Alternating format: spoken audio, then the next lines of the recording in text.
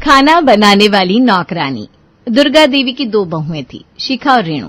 वैसे तो वो सारा काम करती, पर खाना बनाना उन्हें राज नहीं आता था। जब भी कुछ बनाने को कहो तो आनाकानी करने लगती। दुर्गा देवी उनसे बड़ी परेशान थी। अरे शिखा बेटा, खाना बना कि नहीं? दोपहर के 2 बज गए। वो मम्मी जी, मैं सब्जी लेने मार्केट चली गई थी तो जरा देर हो गई।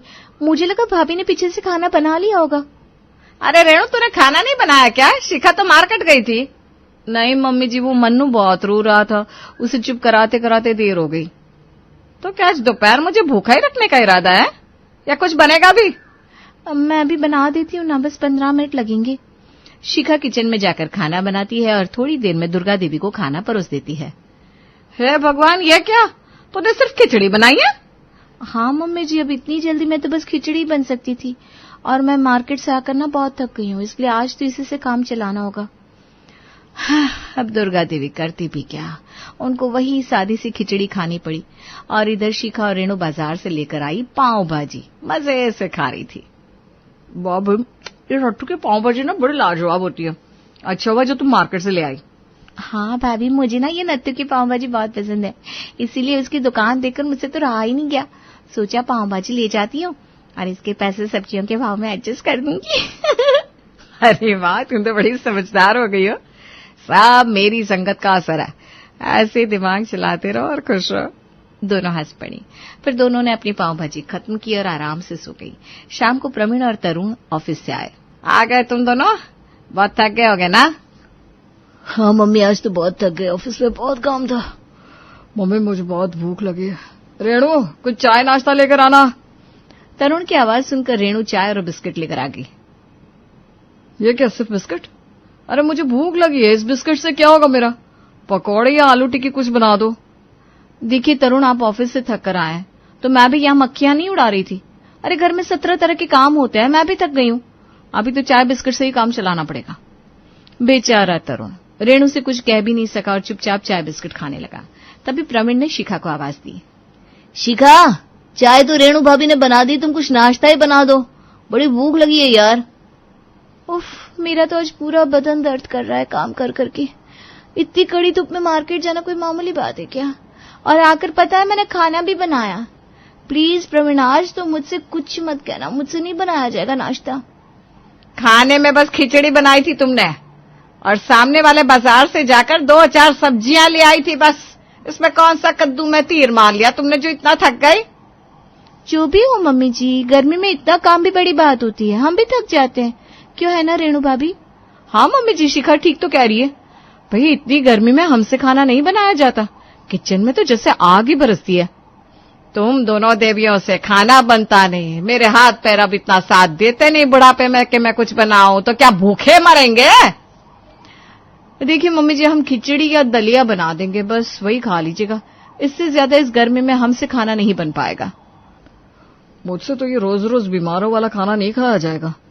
हाँ भैया, मैं भी ऐसा खाना नहीं खा सकता, इससे तो बढ़िया मैं भूखा ही रह लूंगा। तो फिर क्या करें?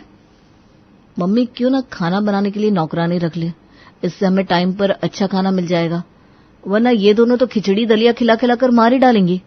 हाँ बेटा, बात तो तेरी सही है। मैं कल ही नौकरानी खोजती हूँ जो खाना बना दे।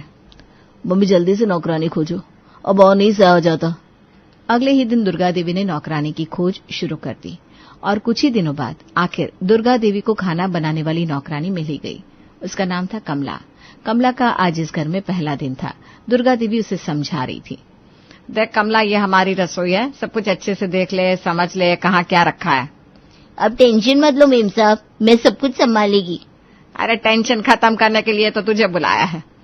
अब सुन, सुबह 9 बजे नाश्ता और टिफिन सब रेडी कर देना। दोपहर का खाना हम 1 बजे खाते हैं। शाम को प्रवीण और तरुण ऑफिस से आएंगे, तब चाय बनेगी और साथ में कुछ नाश्ता भी।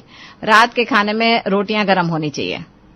अरे मेम साहब, मेरा नाम कमला है, मैं सब कुछ अच्छे से समझ गई है। आप सबको ऐसा खाना बनाकर खिलाएगी कि आप सब खाने के साथ अपना अंगली भी खा जाएंगे। अच्छा ठीक है ठीक है, वो तो खाकर ही पता चलेगा कैसा खाना बनाती है तू। मेम साहब, रात के खाने में क्या बनाने का है? शाही पनीर और लच्छा पराठा बना ले, घर में सबको बहुत पसंद है। ठीक है मेम साहब, बना देगी। चल अब मैं थोड़ा आराम कर लेती हूँ, तू रात के खाने की तैयारी कर ले। ओके। कमला को काम समझाकर दुर्गा देवी आराम करने अपने कमरे में चली गई। कमला ने सबके लिए रात का खाना बनाया। थोड़ी देर में सब टेबल पर खाना खाने आ गए। आज तो खाने जैसा खाना मिलेगा। हाँ मम्मी, आज खाने में क्या है? बहुत दिनों बाद आज घर पर कुछ अच्छा खाना होगा। तभी खाना लेकर कमला आ गई। आज खाने में शाही पनीर और लच्छे पराठे मैंने बनाई। एक बार खाएगी तो खाते रह जाएगी। अरे बस, अब बातें बनाती रहेगी या खाना परोसेगी भी? मेम साहब परसती ना मैं। ऐसा कहकर कमला ने सबको खाना परोसा। सबने खाना शुरू किया।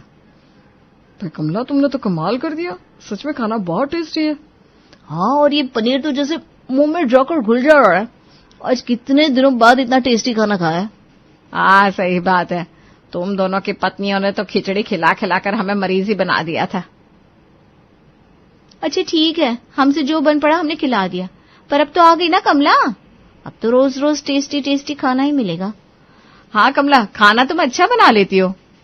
अब कमला की किचन से रोज आप लोगों को टेस्टी खाना ही मिलेगा। अच्छा मैं चलती, कल आइए। कमला, कल जल्दी आना। कमला चली गई। घर के सभी लोग खाना खाकर अपने अपने कमरे में चले गए। अगले दिन सुबह कमला किचन में पराठे बना रही थी कि रेणु उसे आवाज देती है। कमला, जरा सुनो तो। थोड़ी मन्नू की मालिश कर देना, आज मेरे हाथों में जरा दर्द है, मुझसे मालिश नहीं हो पाएगी। करती की बड़ी भाभी, पर पहले नाश्ता बना लेती है, वरना सबको देर हो जाएगी। मेम साहब ने 9 बजे नाश्ता बनाकर देने को बोले है ना। अरे नाश्ता भी बना लेना, अभी तो 7:45 बजे, 10 मिनट लगेंगे मालिश में। और टाइम से मालिश ना हो ना तो मन्नू रोने लगता है। जल्दी से आ ना। ठीक है बड़ी भाभी, चलिए पहले मालिश कर देती है। कमला गैस बंद करके मन्नू की मालिश करने चली गई। कुछ देर बाद जैसे किचन में आई तभी शिखा ने आकर कहा, कमला जरा मेरी साड़ी प्रेस कर दे, मुझे कुछ काम से बाहर जाना है। छोटी भाभी, नाश्ता बनाने का है, नाश्ता बना के फिर कर देगी। हाँ नहीं कमला, तू पहले मेरी साड़ी प्रेस करके दे, फिर नाश्ता बनाना, तब तक मैं नहा कर आती हूँ। अब कमला शिखा की साड़ी प्रेस करने चली गई। इसी तरह उसे नाश्ता बनाने में देर हो गई। इधर तरुण और प्रवीण ऑफिस के लिए रेडी हो चुके थे। वो नाश्ते के लिए टेबल पर आ गए, पर नाश्ता तो था ही नहीं। अरे नाश्ता का, आज कमला ने भी छुट्टी मार ली क्या? सुबह सुबह चाय ना मिले तो ऑफिस जाने का मन नहीं करता। टिफिन भी नहीं दिखाई दे रहा है। लगता है आज भी भूखे ही ऑफिस जाना पड़ेगा। अरे मम्मी, कहाँ है आपकी कमला? उसे भी शिखा और रेणु की हवा लग गई क्या? कमला, कहाँ है तू? आज तूने नाश्ता नहीं बनाया? देख कितनी देर हो गई।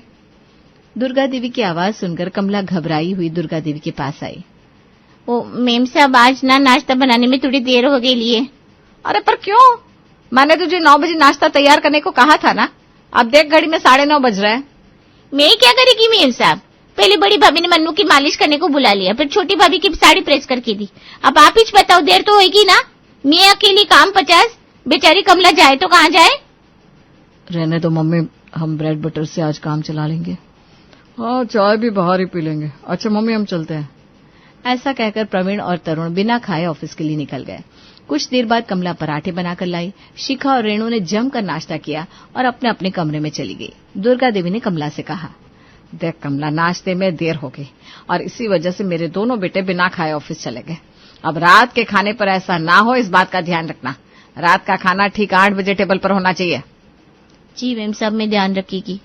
शाम के 6 बजे थे। कमला ने दुर्गा देवी से पूछा, मेम साहब आज रात के खाने में क्या बनाने का है? एक काम कर, आज रात के खाने में राजमा चावल बना ले। मेरे प्रवीण को राजमा चावल बहुत पसंद है। और हाँ, आज कुछ मीठा भी बना लेना, बहुत मन कर रहा है मीठा खाने का। जी मैम साहब, मैं सब बना लेगी। ऐसा बिंदास खाना बनाएगी कि बस खाते रह जाएंगे सब। अब देखो मेरा कमाल। अच्छा भाई, अच्छा, जा जाकर जल्दी से खाने की तैयारी कर। ओके मैम साहब, जाती है मैं। कमला ने किचन में जाकर राजमा उबालने चढ़ा दिया और प्याज काटने लगी। तभी शिखा ने आवाज दी, कमला मेरे लिए 1 कप चाय बनाकर लाना, सर दर्द से फटा जा रहा है। जी छोटी भाभी, अभी लाई। थोड़ी देर में कमला शिखा के पास चाय लेकर जाती है। लो भाभी, एकदम कड़क चाय, इसको पीकर ना आपका सर दर्द एकदम रफ्फू चक्कर हो जाएगा। थैंक यू कमला, अब तो आ गई है ना, तो जरा मेरा सर दबा दे, थोड़ा आराम मिल जाए। वो छोटी भाभी, मेरे को ना अभी खाना बनाने का बाकी, बाद में आती है मैं। अरे बाद में कब दबाएगी? जब ये सर फट जाएगा दर्द से तब। चुपचाप बैठ जा और मेरा सर दबा। ठीक है भाभी। बेचारी कमला फंस चुकी थी। अब वो क्या करती? चुपचाप शिखा का सर दबाने लगी। तभी वहां रेणु आई। ये लो, मैं इसे पूरे घर में ढूंढ रही हूँ और ये महारानी आराम से एसी में बैठकर शिखा का सर दबा रही है। वो शिखा भाभी ने बोला कि उनको सर दर्द हो रहा है, इसलिए दबाने लगी। अब बात हो गई छोटी भाभी की सेवा। चलो बाजार जाकर मेरा भी कुछ सामान ला कर दो। भाभी आपको बड़ी जलन लगी है, कमला मेरे पास है तो उसे मैंने कहा था सर दबाने। जलन? कैसी बात कर रही हो शिखा? अब पूरे दिन तो कमला से तुम ही काम करवाती हो अपना, मैंने कुछ कहा क्या? हे भगवान, मैंने जरा सा सर क्या दबवा लिया, आपने तो मुझ पर पूरा का पूरा इल्जाम ही डाल दिया कि कमला मेरे सारे काम करती है। अरे बाबा, अब दोनों ऐसे झगड़ा मत करो ना, मैं जाती है ना बाजार बड़ी भाभी का सामान लाने। ये ले स्लीप, आती हुई लॉन्ड्री से कपड़े भी लेते आना। जी भाभी, जाती है मैं। कमला को बाजार जाना पड़ा, इस वजह से उसे रात का खाना बनाने में फिर से देर हो गई। वो बाजार से रेणु का सामान लेकर आई और फिर जल्दी से किचन में लग गई। चावल उसने बना लिए थे, पर राजमा और मिठाई बनानी बाकी थी। घड़ी में 8 बज चुके थे, सब लोग खाना खाने टेबल पर आ चुके थे। क्या हुआ, अभी भी खाना मिलेगा कि नहीं? मेरे तो पेट में चूहे कूद रहे हैं, जल्दी से खाना लगाओ कमला। अरे हाँ, आज तो प्रवीण के पसंद का खाना बना है, राजमा चावल। अरे वाह, फिर तो मजा ही आ जाएगा, मेरी भूख और बढ़ गई है। ए कमला, जल्दी लाओ भाई खाना। खाना नहीं बनेला है, टाइम लगेगा अभी। कमला, मैंने तुमसे कहा था ना खाना ठीक 8 बजे लग जाना चाहिए, फिर देरी क्यों? ऐसे नहीं चलेगा भाई। नहीं चलेगा तो मेरे को भी नहीं करने का है तुम्हारा काम। या खाना बनाने को रखा था ना, पर सारा दिन आपकी बहू का काम करने में, खाना बनाने में लेट हो जाता है मेरे को। फिर खाना टाइम से मिलता नहीं तो आप सुनाती है। नहीं बाबा, हमको नहीं रहने का, यहाँ काम ही नहीं करने का। ये झूठ बोल रही है मम्मी जी, एकदम सच बोलती है, सोलह आने खरे।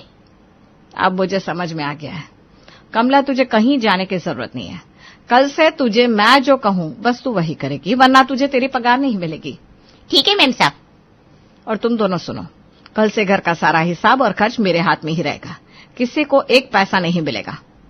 जाओ कमला, अब जल्दी से खाना बनाकर लाओ। दुर्गा देवी की बात सुनकर शिखा और रेणु को जैसे सांप सूंघ गया हो, वो चुपचाप बैठी थी। कमला थोड़ी देर में खाना बनाकर लाई, सबने खाना खाया और अपने अपने कमरे में चली गए। अब देखना यह है कि अगला दिन क्या हलचल लेकर आने वाला है। सुबह कमला नाश्ता बना रही थी, दुर्गा देवी ने आवाज दी, कमला जरा यहाँ तो आ। जी मैम साहब। प्रवीण और तरुण का नाश्ता और टिफिन बनाकर पहले पूजा करके सफाई में मेरी हेल्प कर दे, बाकी नाश्ता बाद में बनाना। ठीक है मैम साहब, मैं भैया लोगों का नाश्ता बनाकर लाती है। कमला ने प्रवीण और तरुण का नाश्ता बनाया, फिर दुर्गा देवी के साथ पूजा घर की सफाई करने लगी। थोड़ी देर में शिखा और रेणु आई। कमला, तूने अभी तक नाश्ता नहीं बनाया? नाश्ते का टाइम हो चुका है, बहुत भूख लगी है, जा जाकर नाश्ता लगा दे। पहले ये मेरे साथ पूजा घर साफ करेगी, फिर नाश्ता मिलेगा। अगर तुम लोगों को जल्दी है तो खुद बना लो। ये क्या बात हुई? नौकरानी के रहते इतनी गर्मी में हम किचन में क्यों जाए भाई? मम्मी जी, आप हमें पैसे दीजिए, हम नाश्ता बाहर से ले आते हैं। बेटा, पैसे तो मिलेंगे नहीं, बाहर का नाश्ता तो आएगा नहीं। ठीक है, हम वेट करते हैं। कमला जल्दी आना। जी, जब मेम साहब बोलेगी तब आएगी। रेणु और शिखा हॉल में जाकर नाश्ते का इंतजार करने लगी, और जब कमला बड़ी देर तक नहीं आई तब उन्होंने ब्रेड बटर खाकर अपनी भूख मिटाई, जो नौकरानी आने से पहले वो अपने पतियों को खिलाया करती थी। भाभी, ये सूखा सा नाश्ता मुझे बिल्कुल नहीं भाता। भाता तो मुझे भी नहीं है, पर पेट भरने के लिए खाना तो पड़ेगा, और कोई ऑप्शन भी तो नहीं है। हाँ, और अब तो पैसे मिलने भी बंद हो गए। हाँ, प्रवीण और तरुण ये नाश्ता कैसे करते थे पता नहीं। दोनों बहुओं ने जैसे तैसे नाश्ता किया और अपने अपने कामों में लग गई, क्योंकि आज कमला तो उनका काम नहीं करने वाली थी, दोपहर हो चुकी थी। अरे कमला, कहाँ हो? दिखाई नहीं दे रही, दोपहर का खाना बनेगा कि नहीं? हाँ भाभी, मैंने भी उसे बहुत देर से देखा नहीं है। मैं यहाँ हूँ मेम साहब के रूम में। दोनों बहुएं दुर्गा देवी के रूम में पहुंची।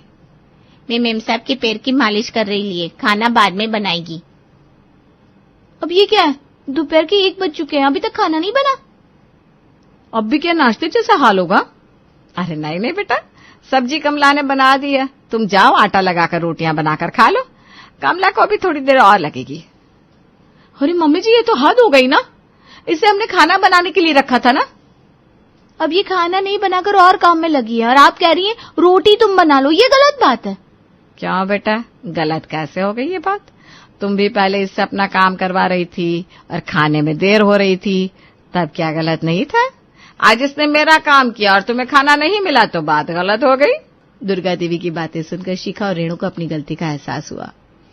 हाँ मम्मी जी, बात तो आपने सही बोली है, गलती तो हमारी ही है। हाँ मम्मी जी, ये कमला खाना बनाने ही आई थी और हमने इससे और भी बहुत काम करवाया और आप सबको भूखा रखा। अब आई ना अकल तुम्हें, जब भूख लगी तो सब समझ में आ गया। पहले तो तुम बाजार से लाकर खा लेती थी, अब तो पैसे भी नहीं है तुम्हारे पास, तो भूख लगी तो तुम्हें पता चला खाने का अपना वक्त होता है। वो सब तो ठीक है मम्मी जी, आप बिल्कुल सही कह रही हैं, पर आपको कैसे पता कि हम बाहर का खाना लाकर खाते थे? वो भी मुझे इस कमला ने ही बताया, इससे भी तो तुमने मंगाए थे ना छोले कुलचे। जी मम्मी जी, पर अब आगे से ऐसा नहीं होगा, हमें समझ में आ गया है, हम अब कभी भी कमला से अपना काम नहीं कराएंगे। अरे बाबा, कैसी फैमिली है, कभी बहू एक्स्ट्रा काम कराती है, कभी सास। मेरे को इधर काम ही नहीं करने का है। ऐसा मत बोल कमला, हम तुमसे कोई एक्स्ट्रा काम नहीं कराएंगे, पर इतनी गर्मी में हमको छोड़कर मत जा। हाँ कमला, तू काम छोड़कर मत जा, नहीं तो ये बहू है मुझे खिचड़ी खिला खिलाकर बीमार कर देंगी। चलिए, आप सब इतना बोलते तो मैं रुक जाती है, पर मेरी एक शर्त है। कैसी शर्त? मेरी पगार बढ़ानी पड़ेगी। खाना बनाएगी तो टेबल पर खाना आपकी बहू को लगाना पड़ेगा। मैं दोपहर में 2 घंटे एसी में आराम करेगी। अरे तेरी सारी शर्त मंजूर है, बस तू हमें टाइम से खाना बनाकर खिला देना। ओके मेम साहब, मैं जाती है रोटियां बनाने को, आप सब आकर खाना खा लेना। कमला ने रोटियां बनाई और सब ने मिलकर खाना खाया। अब कमला को कोई भी एक्स्ट्रा काम के लिए नहीं कहता था, बल्कि शिखा और रेणु उसकी थोड़ी हेल्प भी करने लगे थे। सबको सही टाइम पर खाना मिलने लगा और पूरा परिवार इसी तरह खुश रहने लगा।